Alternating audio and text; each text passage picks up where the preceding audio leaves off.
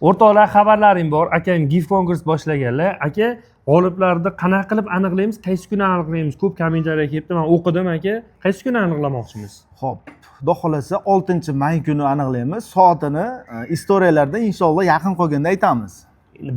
Bilmaganlar uchun eslatma qilib bering aka. G'oliblarga nima sovg'a qo'ygansiz? Sovg'amiz shundan iboratki, asosiy obunachilarimiz Damaschilar bo'lgani uchun, ko'proq Damas qilganimiz uchun bitta Damaschini, bitta obunachimizni xursand qilib, fonni hadovoylar full qilib hadovoy qilib beramiz. 2,5 million, 3 million bo'lganini bepulga tekinga qilib beramiz. Menimcha zo'r narsa bo'lsa kerak. Endi aka shaffof bo'lsin.